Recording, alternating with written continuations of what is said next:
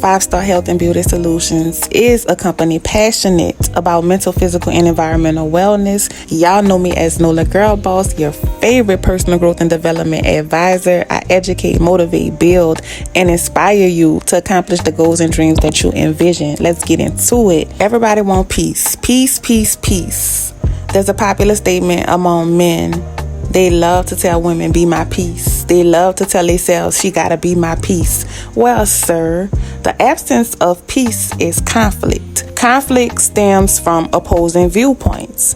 When we disagree with someone's thoughts, feelings, values, resulting in arguments about his or her perspective.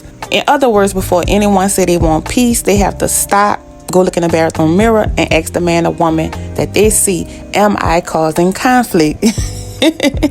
I don't know if it's just me, but have you noticed that it be the most conflicting people talking about they want peace? I've been in a few relationships, and it's so crazy that the only person who's ever told me that was the relationship that I was in with a narcissist. And I more so feel like it was a statement to devalue me. You have to be mindful. Some people use that statement to devalue you and for them not to take accountability. Anyway, I'm not here to judge. I develop solutions. Peace is a beautiful thing. To obtain it, we must first understand conflict and its causes, prevent the conflict, and get the peace. Conflict can be caused by many reasons, but this is the top 5. Number 1, we disapprove of someone.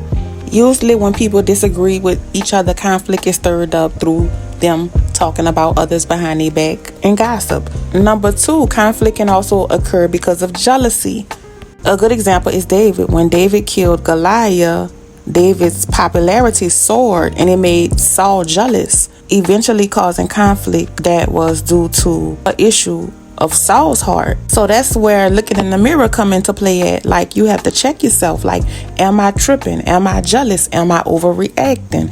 Am I the problem? Number 3, conflict can result from selfishness. Selfishness occurs when we demand things without the consideration of the other person's feelings or desires. All we care about is getting our own way. When selfishness is in the picture, conflict is always bound to happen because other people are not always willing to bow to the demand of ours. Number 4, conflict can erupt when someone causes you pain or suffering. And this is usually when the person who's causing the conflict want peace. They don't want you to speak. They don't want to communicate because they don't want to take accountability. But if you didn't know, the Bible is full of examples of people who were willing to enter into conflict in order to deal with problems and promote true peace.